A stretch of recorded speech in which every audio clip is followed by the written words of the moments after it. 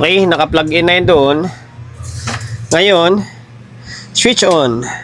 Channel 2 nga. Channel 2, yan Signal and then protect active. Nakailaw yung protect and then naka-signal siya. Trident na CE7. Okay? Trident na CE7. Walang kinaiba yung kulay, no? Okay? Ito, may love letter dito. Ito, Solid G TV Electronic Center. Nawa tayong Electronic Center, Electronics lang. Issue. Issue CE7 power amp, protect, and clip. Pwede i-fix bias tapos dagdag ng cooling fan. Okay, sa cooling fan, tingnan natin kung may pangdagdag tayo ng fan pa. Kasi alam ko wala na Okay? Kahit tinadagdagan ng fan yan basta may bias ng maayos. Okay? From RD Antalyan. Okay. Nagakubaw pala ito. Ayan, ang issue niya ay umusok. Umusok daw. Ngayon, tinanggal ko na agad yung tornilyo para mabilis and then makita natin. Okay. Ayan, matagal na rin, mga buwan na rin bago tayo makagawa ng Trident na CE7 Aling channel lang may problema? Okay, visual check muna tayo. Visual check. Aling kayong channel lang umusok. Okay, plug in na nga lang natin. Para magkaalaman na.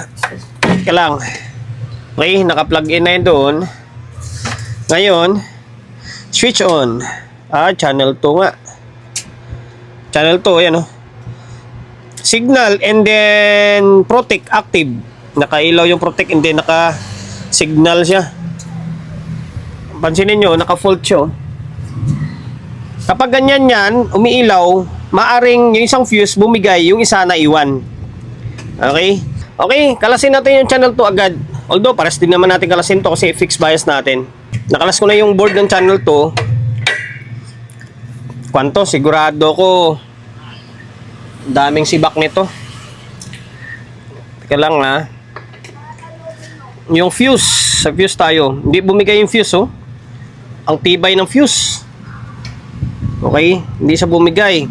Ngayon, MOSFET. Yan, shorted yung MOSFET. Short ito sa kabila. Tapos dito short din siyempre. Short. Sibak yung mga MOSFET, dalawa. Tapos sa output, dito sa diode, check natin. Parang walang short pero tingin ko naka-open na yung mga nito, resistor siguro. Posible naman. Okay. Ito, may shorted dito sa kabila. Kasi mapapansin nyo ito Ayan, nasunog na nga itong resistor Sunog na to yung sa may base nyo. Meaning, sira na yung transistor, yung output dyan. Ito gaganda sunog Yan, kailangan natin putulin yung paan ng emitter. Okay? Tapos dito, may mga nasunog double check natin. Kung nasusubaybayan nyo yung vlog natin sa mga CE7, halos same lang ng problema yan. Okay? Common lang or common issue sa mga ibang CE7 na nare-repair natin. Okay? Na-overload to kapag ganito or nasobrahan sa lakas ba. Okay? Hindi na natin naangat tong board na to. Putulin na lang natin yung paa ng emitter dito. Yung emitter, nasa kanan na side yan kapag nakaharap sa inyo. Yan, nakaharap siyang ganyan, nasa kanan yan. Mapa A man yan or mapa C, nasa kanan lagi yung emitter. Okay? Ngayon, putulin ko Bad news. Alam niyo kung bakit nasabi kong bad news? Kasi naubos lahat ng transistor. Ubos lahat talaga, literal. Siguro ang pinaka-problema nito nung una is umiinit siya. Hanggang sa ginamit hanggang sa tumirik. And then dahil hindi bumigay yung fuse, hindi bumigay or hindi kung maaari siguro pinalitan nila yung fuse kasi parang iba na yung fuse pinalitan siguro tapos pinlag ulit hanggang sa bumigay na basta naubos. Pakita ko sa inyo naangat ko na tong emitter side niya, oh. Nakangat na yung mga paa niya, no? Yan, pinutol natin. Pansinin nyo. Grabe naman. Wala man lang natira. Ewan ko lang sa drive niya kasi yung drive di ko pinuputol yan, eh. Kasi madalang naman masira yan. Although check ko pa yan. Ay, shorted talaga siya, oh. Oh. Grabe naman yan. Pagkasalanta niya, oh.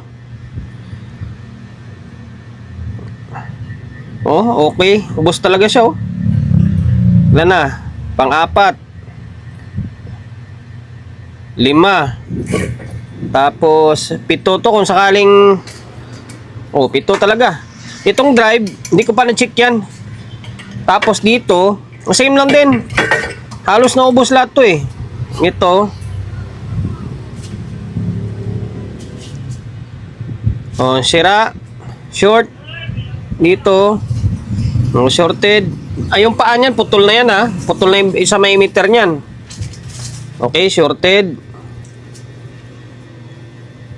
Okay. Yan, short din yan, no. Tapos dito. Okay, short din. Grabe naman siya. Okay, itong dulo. Oh, ubos talaga, literal. Pati itong MOSFET, sira din. Ngayon, kapag gagawin ko dyan, ulit putulin na lahat yan, tanggalin na yan, tapos tanggalin pati MOSFET na to, tapos mag-troubleshoot ako dito sa may OP amp nya. Malamang yung mga 150 dito, nadali na to. Okay? Nakalas ko na. Talaga siya, sira talaga. Lahat ng output, sira talaga. Tapos lahat ng bloke, na-open din. Okay? Open din lahat ng bloke. Ayan, tinanggal ko na. Hindi ko na pinapakita. Tapos, lahat ng base, open din yan. Yung 10 ohms na nakaparallel dito. SMD. Okay? Ayan. Nang naiwan na bloke ay dapat, buo pa dapat dito. Nabunot ko lang. Sa kabilang side, dito na lang buo. Ito kasi hindi naman gumagana ito, eh. Okay, tapos lumiyab yung linya dito. Kaya tinanggal ko na yung isang channel kasi kukuha na tayo idea dyan. Okay. Yan, lumiyab linya dito. Tapos, ito, tinanggal ko na nga yung pyesa rito, eh. Grabe yung pagkasalanta niya, no? Ito, 5401 dito. Pinutol ko na, tinanggal ko na kasi papalitan ko na rin yan. Itong 5532, sigurado ko, balda rin yan. Okay. Ngayon, magpapalit na tayo ng mga parts. Overtime, dinala ko dito sa may bahay para kahit pa paano bawasan yung trouble na gagawin natin. Ito parang kwan siya, yung against the light yung video natin, ito, yung channel 1 pala, si Bak din pala ito. Akala ko walang problema yung channel 1. Pag baklas ko kanina, pansinin nyo, usok ko. Musok din siya, tingnan nyo, musok to. Tapos umusok to. Yan, sira. Tapos bumigay reply fuse dito. Okay. Salanta pala tong dalawang board talaga. Akala ko isang board lang yung nadali. Ngayon, ito, nadagdagan ko na siya ng output. Yan, kompleto na yung output dito. Dito na lang yung kulang. Ay, gagi, ba't nilagyan ko ng MOSFET dapat to, Kamali ako. Karasing ko lang to. Kamali tayo, MOSFET na nilagay ko. Okay, tapos, yan, kompleto na yan, bloke. Yung bloke ay, pag ganito lang ginawa natin. 1, 2, 3, 4 dapat, kahit wala na to dito, eh. Okay, tanggalin na lang to. Ayan, patayo na lang kasi wala tayong ganitong klaseng bloke. Okay, 0.25, 0.33, 0.47, pwede yan. Tapos sa may base nya, yan, 3.3 ohms na nilagay ko. Pwede naman yan, kahit 2.2 lang nga ilagay mo dyan, eh. Pwede yan, hanggang 5 ohms. Yan, ito lang lagay natin. 1, 2, 3. Na-open lahat yan. Na-open lahat. Oh, mapapansin nyo. Grabe. Sakit sa bulsa to. Sakit sa bulsa to. Ayan, di ko pa naman nakausap yung may-ari nito. Sana dito konti lang nadali. Masama nito kung naubos din. Kapag naubos to, wala na, talo na tayo. Okay? And then dito pala, yung transistor dito, 'di ba may umusok dito? Value nito is 3.3 ito. Yan, 3.3K tapos 10K. Makikita kaya ito? Pakita ko sa inyo, Tingnan ko kung makikita ang value niya. Kaya Typhoon tayo eh. Ayan, value niyan ay 332. 332 meaning 3.3 yan. Yung 33, dagdagan mo ng 2 0. 3,300, di ba? O 33, 3.3k. Tapos itong isa, 103, 10, tapos dagdag ka ng 3 0 equals 10k. Okay, 10k, tapos 3.3. Yan, tapos ito, lagay natin, oh, 3.3 yan. Yan, 3.3. Orange, orange, red. Tapos isa is 10k. Ngayon, tapos yung isa dito, yung transistor dito, na-open din. Ay, nag-short. Ito. 1, 2, 3. SMD na... Hindi, mukhang 4 pala. 4. Tinanggal ko na yung 4 dito. Yan, 1, 2, 3, 4. Okay, tapos value naman yan ay, zoom in natin. Kung kaya zoom in. Yan, G1. Itong G1 is 551 ito. 551. Ito 2L 5401. Tapos ito 2L 5401 din ito. Tapos ito G1. Okay? Ayan, bukas na lang natin palitan to pag nasa shop na. And the rest dito, mukhang na-check ko naman, parang okay naman. Ito, napalitan ko na to. Naka-super sum tayo. Yan, napalitan ko nitong 551 ay 551 and then 5401 dito sa dalawa. Tapos itong nasunog dito to 20. Na 220 ohms to. Okay? Ngayon, ito, pasadaan din natin to. Tingnan ko kung ilang piraso yung nadali dito. Open yung fuse, sigurado sira yung output niyan. Bihira oh. Sibak itong dalawang output yata yung nasira dito. Tapos isang MOSFET. Ngayon, pakita ko sa inyo ah.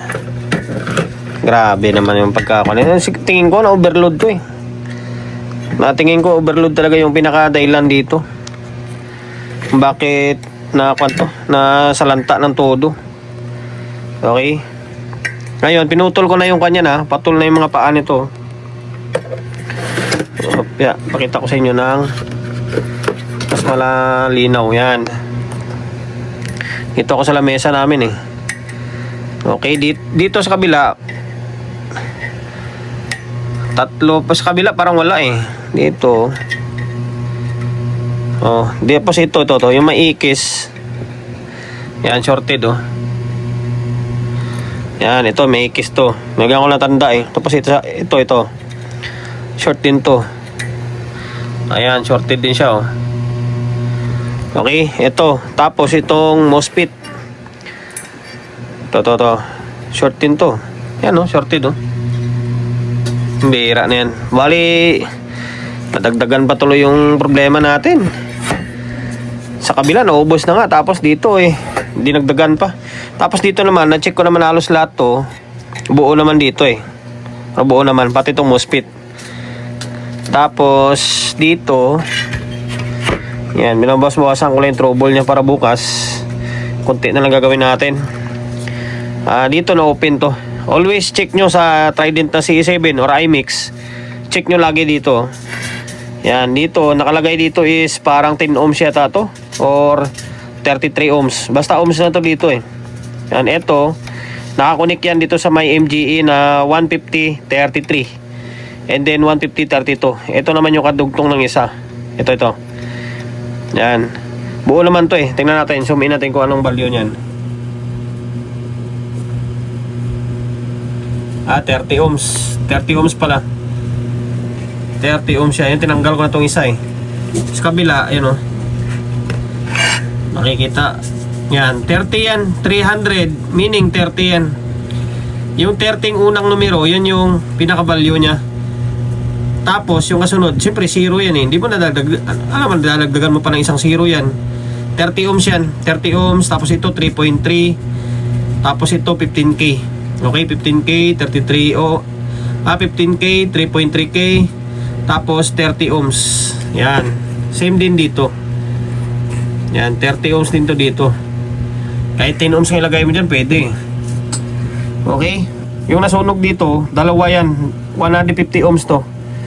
Yan, dito kabilaan. 150 ohms to eh. Okay? Kadalasan 150 yan. Although, tingnan natin sa isa kung 150 nga talaga. I-zoom in natin. Sana? Ito isa. 151 yan. 151. Ayun, 151 nga siya oh. Diba? 151 meaning 150 yan. Yung 1 tapos 5 tapos yung 1 na numero sa dulo, equivalent ng isang 0 yan. Okay, meaning 150 ohms siya. Okay, kabisado ko na yan, 150 ohms. Dalawa. Okay, pasabukas na natin. Ngayon, tanggalin ko na lang itong output na nasira. Tapos, yun na, tuloy natin bukas. And then, bibili pa akong MOSFET. MOSFET pala is 70N10 yan. Di, 260N pala. 260N, 50 ampere na 600 volts.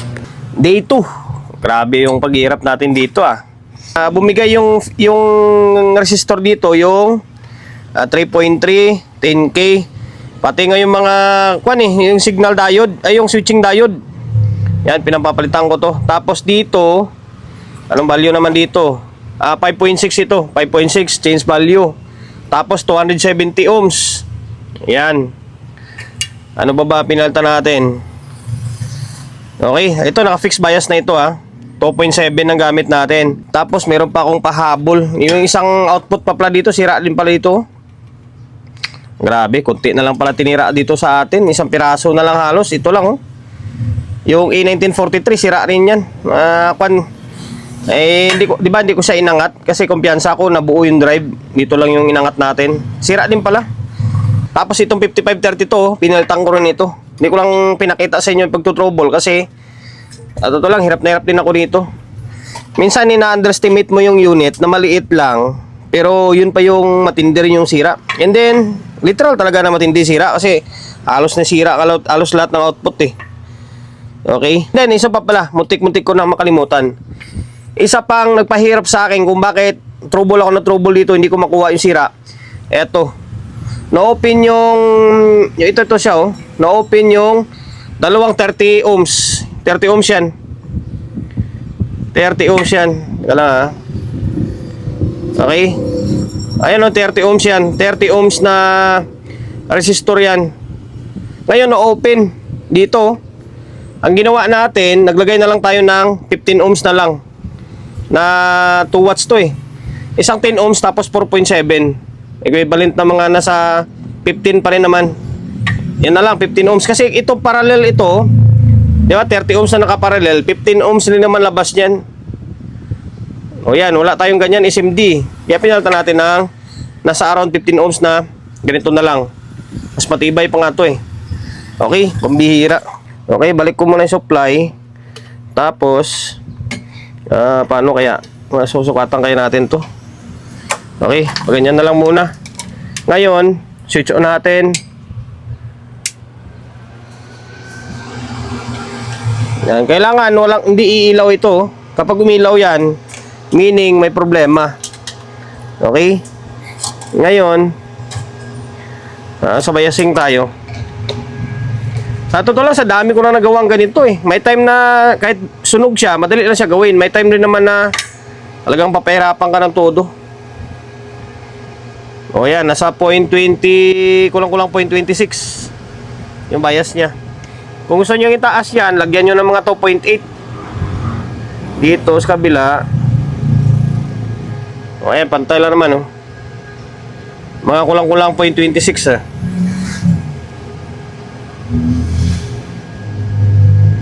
O ayan. Okay, normal na yan. Ngayon, ibalik ko muna to. Tapos, try natin lagyan ng audio. Ngayon, naglagay tayo ng audio input. Okay, audio input. Tapos may speaker yan, nakaabang. Laptop natin, gumagana, on natin to. Kailangan hindi umilaw yung ilaw dyan. Kapag umilaw yan, meaning may fault. Okay?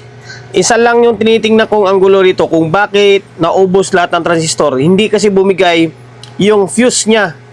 Nakapagtataka. Although stock rin naman yung fuse niya nakapagtataka wala tayong magawa dyan. Baka na-overload siguro ito. Yung isa din, si back din Ngayon, naka-normal mode na siya. Yun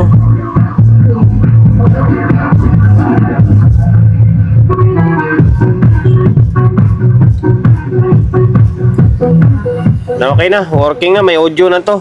Naka-copyright tayo. Ngayon, dahil may audio na yan, normal na to. Naka-fix bias na rin yan. 2.7 ang gamit natin. Yan, 2.7 yan, no? Okay, pasensya na kayo kung pinuputol ko lang yung video. Ngayon, itong isa, di ba, tin-troubleshoot ko na to doon sa may bahay. Di ba, dinala ko rito sa bahay. Kulang ng, yung isang MOSFET na palitan ko na. Yan, isang MOSFET na palitan ko na. Tapos dito, open ito. Tapos, dalawang output. Tapos dito, dinouble check ko to ulit eh. Sira ito. Itong, saan na ba yun? Ito siya, nalaglag sa loob. Teka lang yung optocoupler, nalaglag to. Ayan, tinanggal ko na kahapon to. Yan, okay. Okay, teka lang. Ayan, ito sira to. Dito galing yan. Kung mapapansin nyo, matangkad na siya, Kasi nakapatong na lang siya. Or mahaba talaga yung paa niyan, Okay? Ito, sira ito. Optocoupler, sira yan. Tapos dito, 150 ohms to. Yung 150 ohms na yan, nakaparallel lang naman yan Nakaparallel lang yan. Kahit nalagyan mo nga ng 75 ohms yan, pwede yan Isang piraso. Tapos dito, nalagyan ko na sana to. Kaso, napigtas.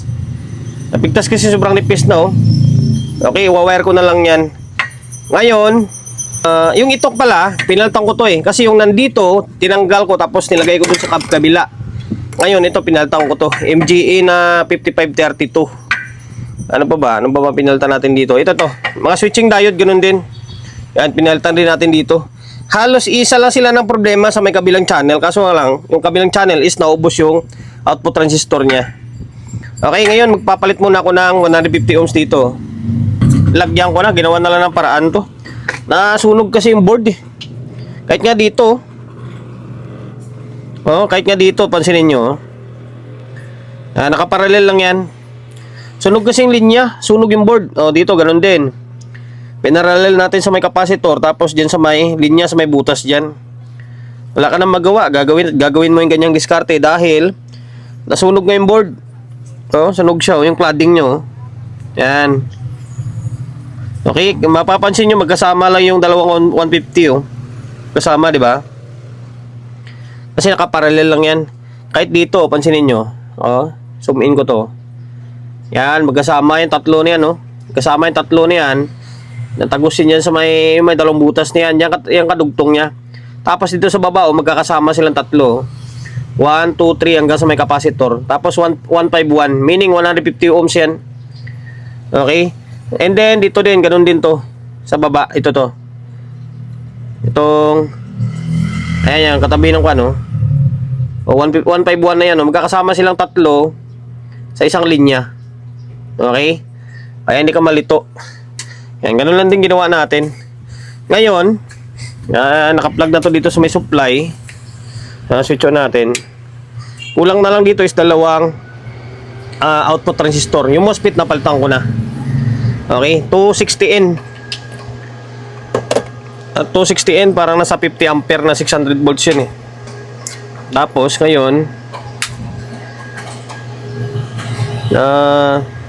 biasing baliktad meron pero baliktad. Mga nasa around 0.25 lang naman to. Ayan wag na natin taasan kasi iinit yan. Okay. Ito na nga lang tayo. Ayan siya, pantay Alas pares lang naman sa isa. Lalagpas lang ng 0.25. Okay na to. Working. Tatlong output lang na dali dito. Dalawang output. Tapos isang MOSFET. Tapos yung mga nandito ng mga parts Okay?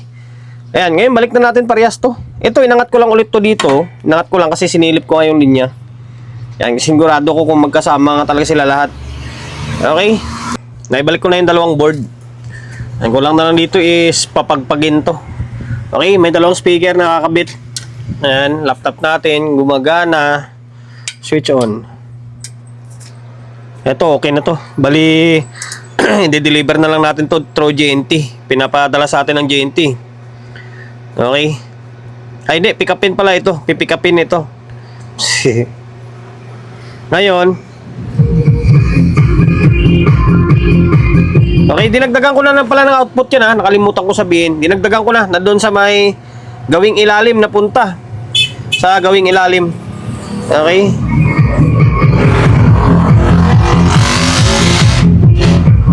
Ayun oh.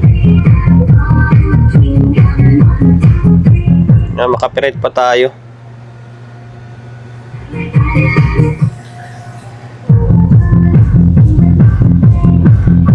Lakas din kahit pa paano.